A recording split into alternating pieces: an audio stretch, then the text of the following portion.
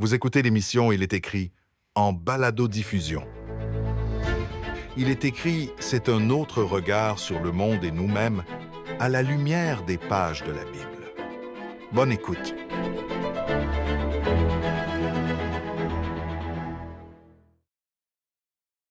Il y a quelques semaines, j'ai assisté aux funérailles de la mère d'un de mes amis.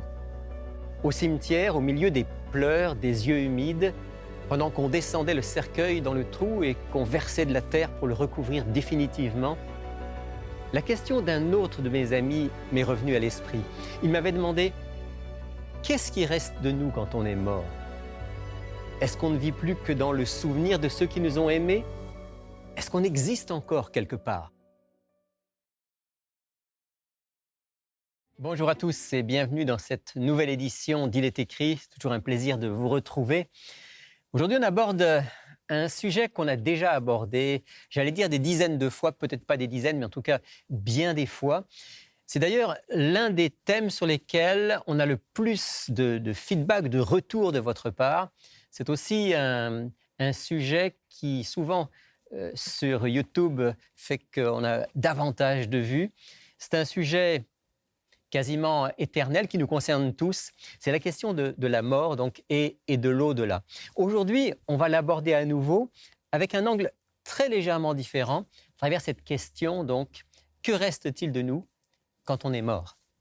Pour répondre à cette question, on va bien sûr se référer à la Bible. J'ai avec moi un ami et quelqu'un qui a déjà été très souvent notre invité dans l'émission. C'est le pasteur Guy Lacourse. Bonjour Guy.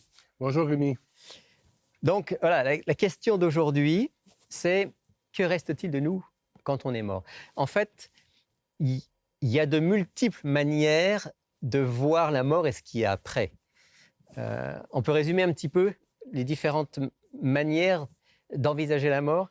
Oui, en fait, sans vouloir faire de moi nécessairement un expert en la matière par rapport aux différentes religions, différentes philosophies, ce qu'on remarque, c'est que dans la majorité des religions qui existent, et même pour celles dont on peut lire qui ont déjà existé auparavant, la religion chez les Romains ou chez les Grecs, par exemple, ce qu'on s'aperçoit, c'est que même dans les philosophies, il y a toujours cet aspect de quand on est mort, on n'est pas vraiment mort, on vit encore.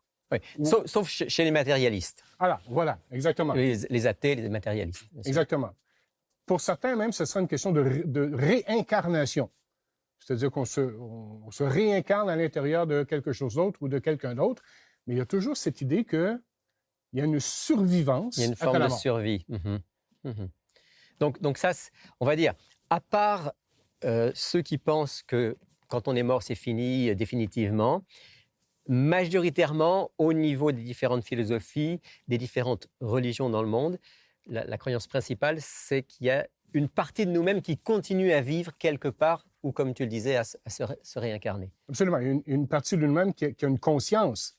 D'accord? C'est important pour ces religions-là. C'est-à-dire qu'on va quelque part et qu'on est conscient. Donc, on est quelque part vivant malgré qu'on soit mort. Voilà. Puis, les gens qui suivent l'émission Il est écrit savent que notre compréhension à nous, basée sur la Bible, est différente et qu'à la mort, il n'y a plus de survie consciente. Mais est-ce qu'on pourrait rappeler un petit peu bibliquement, avant d'aller se poser la question « qu'est-ce qui reste de nous », rappeler un petit peu bibliquement les fondements sur lesquels on se base pour dire, bien, non, quand on est mort, il n'y a plus de vie consciente. Alors, pour le dire et peut-être faire un petit jeu de mots, allons à la genèse du problème. Okay, je vois où tu nous emmènes. Oui, dans le livre de la Genèse, oui. Et peut-être au chapitre 3, il y a quelque chose qui nous est raconté ici. Et c'est au verset 4. Genèse chapitre 3, le verset 4. Donc, on est au début de l'histoire humaine. Tout à fait. On est même dans le jardin d'Éden, avec Adam et Ève, où tout est beau, tout va bien. Ils profitent de cette vie éternelle avec Dieu. Mais Dieu leur a dit une chose. Il y a un arbre avec un fruit, celui-là, vous n'y touchez pas. Parce que le jour où vous mangez de ce fruit, de mort, vous mourrez. C'est un peu la façon dont l'Hébreu le dit. C'est cette double affirmation. Et puis un jour, il y a un certain monsieur Satan qui se présente sous la forme d'un serpent et qui va dire autre chose, et c'est ce que moi j'appellerais le mensonge qui déclenche tout chez la race humaine ou chez les humains. Et on va le lire ensemble. On va lire ensemble. Donc, Genèse chapitre 3. Et tu veux qu'on lise quel verset? Le verset 4. Verset 4.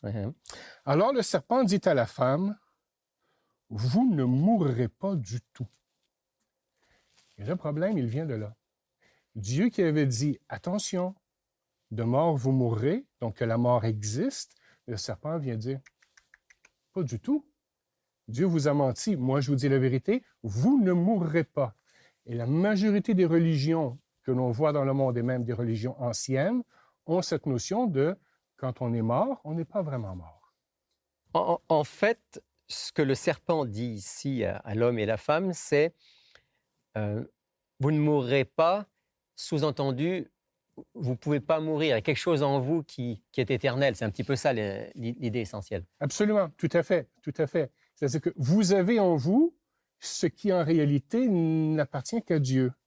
L'immortalité. L'immortalité, voilà. Et le Satan dit, non, non, vous avez ça déjà en vous.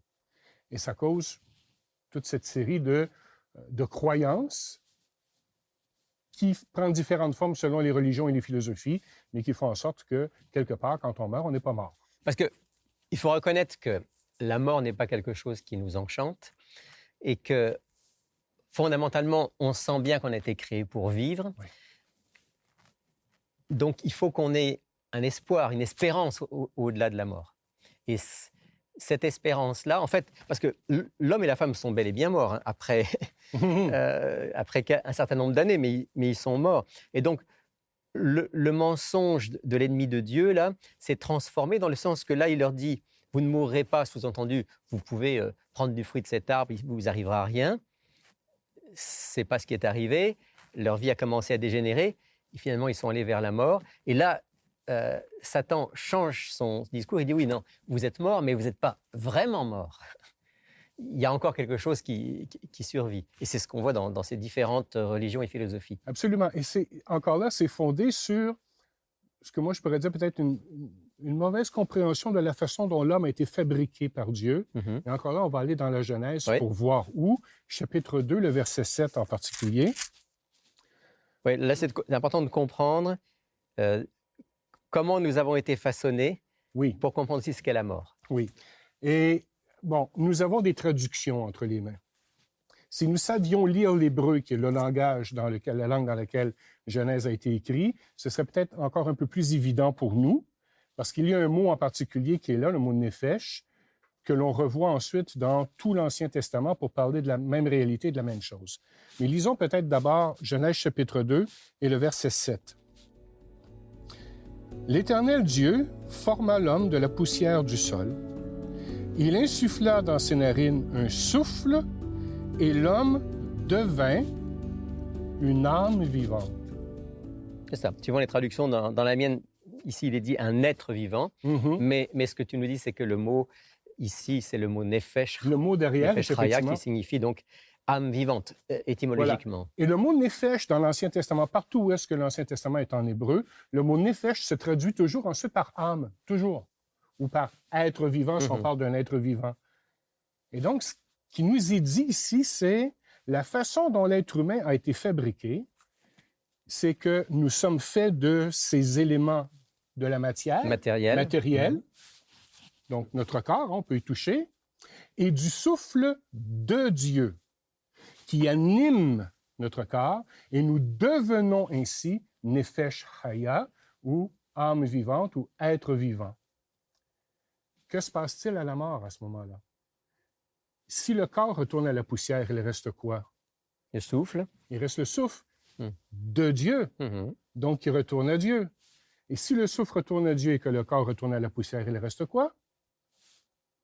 On va le voir tout à l'heure. Il ne reste rien de tangible, mais tout à l'heure, on va parler d'un texte dans l'Évangile selon Luc qui va quand même nous rassurer par rapport à quelque chose, mais il reste rien de vivant. A priori, c'est ça. Il ne reste rien qui soit un être vivant. Qui soit un être vivant doué de conscience. Il n'y a plus rien. Parfois, j'utilise ma recette de tarte aux pommes pour illustrer la chose. Je rassure les gens à la maison, n'essayez pas cette recette. Vous n'allez certainement pas beaucoup l'aimer. Ma recette de tarte aux pommes comporte 2 éléments. Une croûte et des pommes. C'est tout. La croûte avec les pommes ensemble, tarte aux pommes. Si j'enlève les pommes, il reste quoi? Une croûte. Je reprends ma tarte aux pommes. Si j'enlève la croûte, il reste quoi? Des pommes. Je n'ai plus de tarte. Et donc, ce que Dieu dit, c'est, voilà, il y a un corps physique, poussière de la terre. Il y a mon souffle, le souffle de Dieu qui anime ce corps, cet être vivant. Si le souffle retourne à Dieu, ce qu'il reste, c'est un corps inanimé. Tu es poussière, tu retourneras à la poussière. Qui va se décomposer. Oui. Si on enlève le corps, il reste quoi? Pas une âme consciente, c'est le souffle de Dieu qui retourne à Dieu, et c'est tout. C'est important de le dire, tu le précises là, c'est que ce souffle-là, c'est le principe de vie qui est en Dieu et non pas un esprit indépendant qui pourrait vivre hors du corps. Ça, c'est absent complètement de la pensée biblique. Ce n'est pas Guy Lacourse sous une autre forme. C'est le souffle de Dieu. Voilà. Oui. On peut reprendre peut-être juste un texte au moins qui vient confirmer le fait que, du point de vue biblique, quand on est mort, il n'y a pas de survie consciente. Peut-être on peut reprendre ce texte que certains de nos auditeurs connaissent sans doute très bien dans le livre de l'Ecclésiaste au chapitre 9, où il nous est dit quelle est notre condition quand on est mort. Si on peut lire par exemple le verset 10, Ecclésiaste chapitre 9, verset 10. Tout ce que tu trouves à faire, fais-le avec la force que tu as, car il n'y a ni activité, ni réflexion, ni connaissance, ni sagesse dans les séjours des morts, là où tu vas. C'est très clair. Il n'y a pas de conscience dans la mort. Il n'y a pas d'activité, il n'y a pas de pensée. Là. Donc, Guy, d'une certaine manière, et on s'entend, lorsque les matérialistes disent que quand on meurt, c'est fini, dans un premier temps, ils sont plus près de la vérité que les gens spirituels qui nous disent quand on meurt, on s'en va au paradis ou on s'en va dans le monde des esprits. Bibliquement, il n'y a plus rien. Pourtant, ce n'est pas fini. Parce que si c'était ça, le message de la Bible serait un message désespérant. Et ce ne serait certainement pas un message de vie et de vie abondante et de vie éternelle. Pourtant, la Bible parle aussi abondamment de l'espérance de la vie éternelle. Absolument, tout à fait. C'est partout à travers la Bible. D'abord, Adam et Ève ont commencé par avoir une vie éternelle tant et aussi longtemps qu'ils restaient dans le jardin d'Éden, qu'ils vivaient en harmonie avec Dieu et qu'ils n'allaient pas toucher le fameux arbre. D'accord? Ils pouvaient vivre éternellement. Dans l'Apocalypse, nous avons aussi la même idée. Il y aura ce nouvel Éden, la nouvelle terre, nous pourrons vivre éternellement, nous aurons accès à l'arbre de la vie, et donc nous pourrons vivre éternellement. Donc le projet de Dieu n'est certainement pas que l'on meure. Et quand le Christ vient, cette fameuse déclaration, le verset peut-être le plus connu de la Bible, car Dieu a tant aimé le monde qu'il a donné son Fils unique pour que quiconque croit en lui et confiance en lui ne périsse pas, mais qu'il ait la vie éternelle. Absolument. Et on s'entend que ne périsse pas, c'est pas qu'il ne meurt pas physiquement parce que tous les êtres humains sont morts, mais que finalement, au-delà, il y ait une espérance de vie éternelle. Tout à fait. Alors, on va revenir à cette question qui était la question de départ. On dit que quand on meurt, il n'y a plus de vie consciente, il n'y a plus rien qui se passe. Pourtant, la Bible dit aussi, mais il y a l'espérance de la vie éternelle qui se traduit en termes de résurrection. On lira un texte tout à l'heure dans le Nouveau Testament. Alors, est-ce qu'il reste quelque chose de nous quand on est mort? Quelque part, et d'une certaine façon, on va dire que oui. Bon, pas de façon tangible, encore une fois, comme on l'a dit tout à l'heure. J'ai apporté avec moi 2 téléphones. On va illustrer encore une fois qu'est-ce qu'on veut dire par là. Une parabole. Une parabole illustrée ici pour nos amis. J'ai ici mon vieux téléphone, d'accord? Fonctionne plus, tout ça. Il y a à l'intérieur de ça une mémoire. Dans cette mémoire, il y a toutes les applications que j'ai utilisées, tous les textes que j'ai écrits, toutes les photos, toutes les vidéos, tous les fichiers audio. Bref, il y a là tout ce qui a été moi pendant la vie de ce téléphone. Il y a des gens qui disent que ma vie est dans mon téléphone. Ma vie est dans mon téléphone, voilà. Et je peux un peu les comprendre.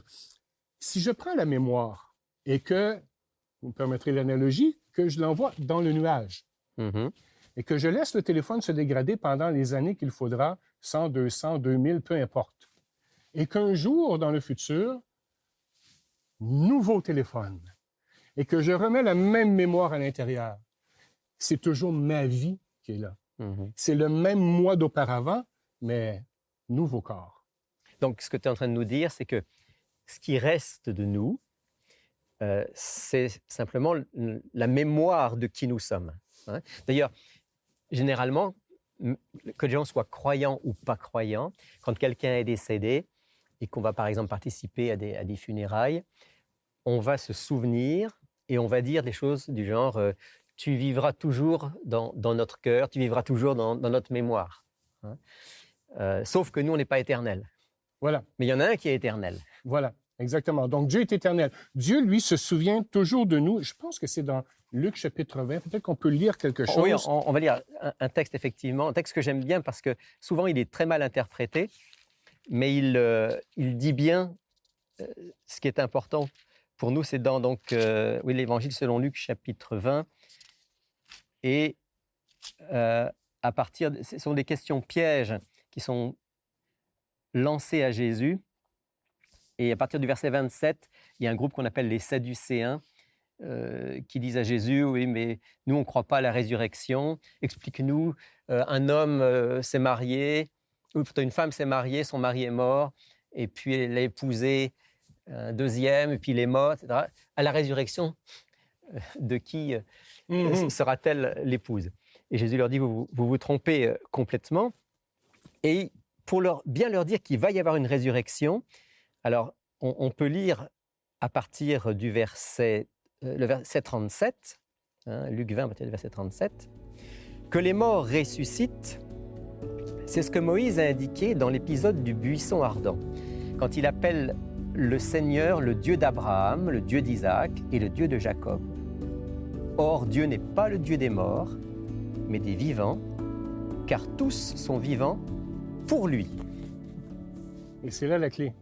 C'est que Dieu se souvient, et donc il pourra, à la fin des temps, à la résurrection, refaire un nouveau Rémi, refaire un nouveau Guy, refaire un nouveau vous qui nous regardez. Il pourra nous refaire. Et c'est ça qui est le texte ou l'idée d'espérance. Nous ne disparaissons pas totalement parce que Dieu garde souvenir de nous. Dieu garde cette carte mémoire, hein, pour reprendre ton image, dans laquelle il y a qui nous sommes, notre personnalité, notre histoire, notre expérience avec lui et avec d'autres. Et quand il va nous ressusciter, parce que Jésus ici défend la résurrection, il va y avoir une résurrection, c'est en fait l'espérance chrétienne ne se définit qu'en termes de résurrection. Quand il y a résurrection, c'est bien moi qui ressuscite. C'est moi qui vais renaître et qui vais pouvoir passer l'éternité avec Dieu et avec ceux qui seront présents. Et donc, cette résurrection, elle nous redonne un corps avec le souffle de Dieu qui anime, plus tout ce que nous avons été, que Dieu avait gardé avec lui.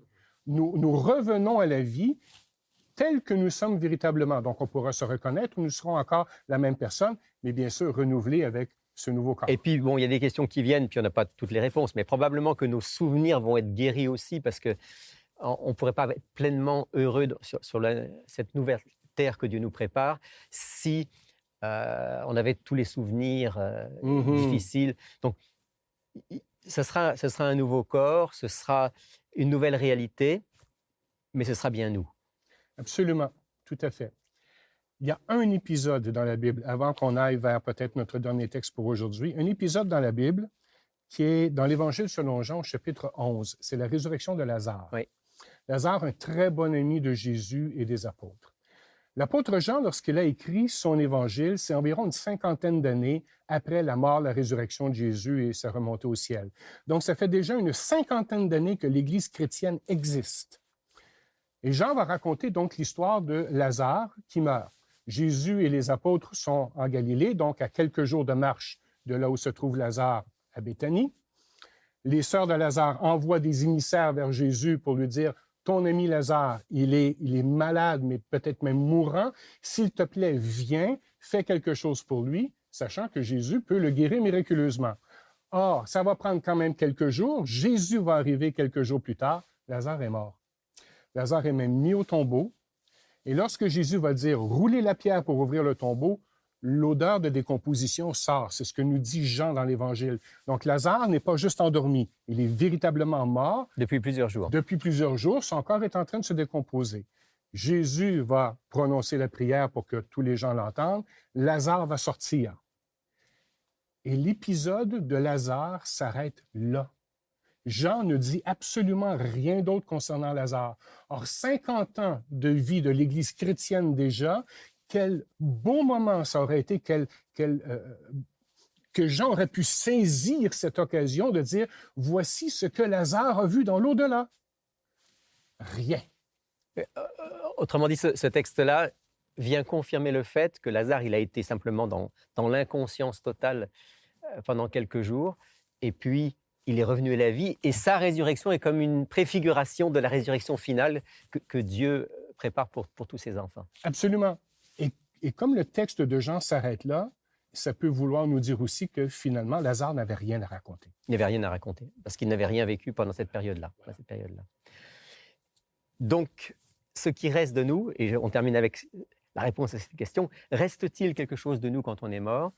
Il reste une seule chose, c'est la mémoire de Dieu. Ouais. Et j'aime bien dire que quand on est à l'abri dans la mémoire de Dieu, on est au meilleur endroit où on peut se trouver. Tout à fait. C'est certainement l'espérance que nous avons et l'invitation à faire confiance à Dieu, à lui donner notre vie pour que, bien à l'abri dans sa mémoire, quand le Christ reviendra, il puisse nous ressusciter. Et j'ai envie de dire à ça, Amen. Et si tu veux, puisque tu dis Amen, ça nous amène à la prière. Oui. Et je vais te proposer de terminer par la prière. Avec plaisir, prions. Seigneur notre Dieu, nous te remercions du fait que tu nous donnes cette espérance que lorsque nous sommes dans la mort, nous restons quand même en toi, sous forme de mémoire, et que nous allons ressusciter un jour. Et nous prions pour que les personnes qui nous regardent, qui nous écoutent aujourd'hui, puissent trouver du réconfort dans cette idée que tu ne nous oublies pas et qu'ils puissent espérer dans cette résurrection. Seigneur Jésus, merci de placer dans leur cœur cette espérance. Amen. Amen.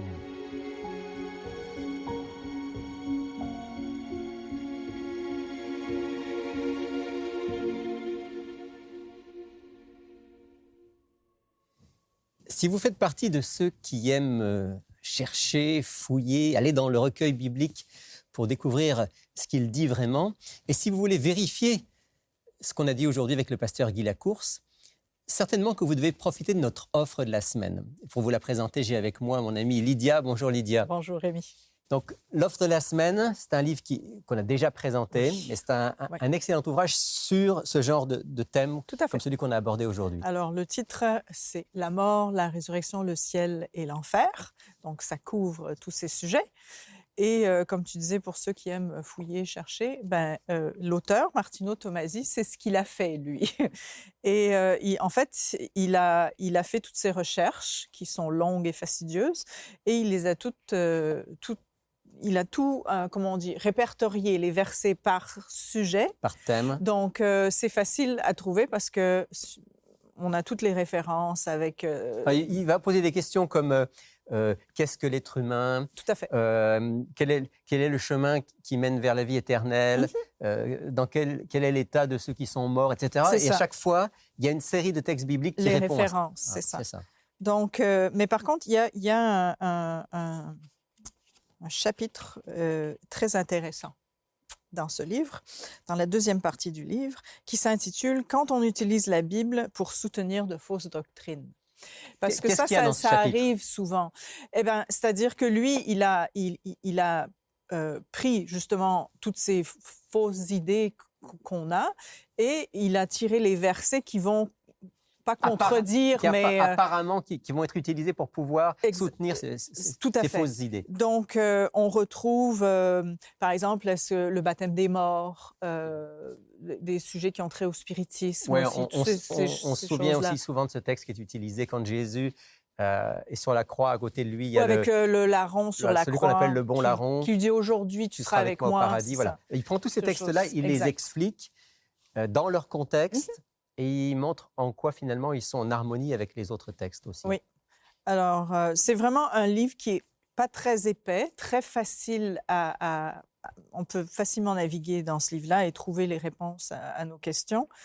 Alors, moi, j'encourage, comme tu dis, tous ceux qui cherchent et qui veulent avoir des réponses à leurs questions à la lumière de la Bible avec les bonnes références, vraiment se le procurer. Il est vraiment Parce pas que ce sont cher. les questions essentielles. Tout à fait. En tant qu'être humain, on ne peut pas ne pas se poser la question de qu'est-ce qui se passe quand je meurs? Est-ce qu'il y a quelque chose après? Quel est le chemin qui mène vers la vie Oui. éternelle s'il y a une vie éternelle? Oui. Et là, on trouve vraiment tous les textes bibliques. Tout à fait. Donc, 10$ plus les frais de poste, c'est vraiment une perle. C'est un livre donc, qui est aussi abordable. 10$ plus les frais de port.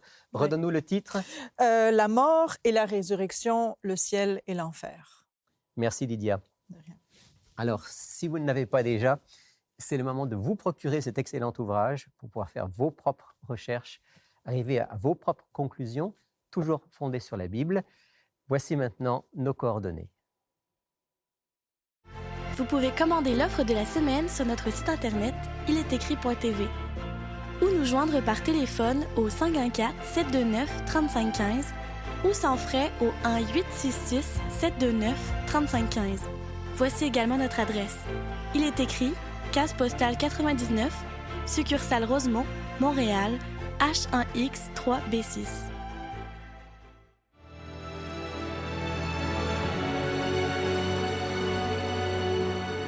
Car Dieu a tant aimé le monde qu'il a donné son Fils unique. Afin que quiconque croit en lui ne périsse pas, mais qu'il ait la vie éternelle. Dieu, en effet, n'a pas envoyé son Fils dans le monde pour juger le monde, mais pour que le monde soit sauvé par lui.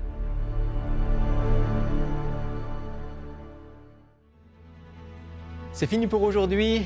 Je vous donne rendez-vous la semaine prochaine pour une autre émission. Et je vous recommande chaque jour de cette semaine de prendre le temps de vous plonger dans ce livre, dont les paroles sont pleines de foi, d'espérance et d'amour. Parce qu'il est écrit « L'homme ne vivra pas de pain seulement, mais de toute parole qui sort de la bouche de Dieu. » Cette émission a été préparée par l'équipe d'Espoir Média Québec. Laissez-nous vos commentaires, questions et suggestions sur ilestécrit.tv. Si vous avez apprécié ce balado, partagez-le.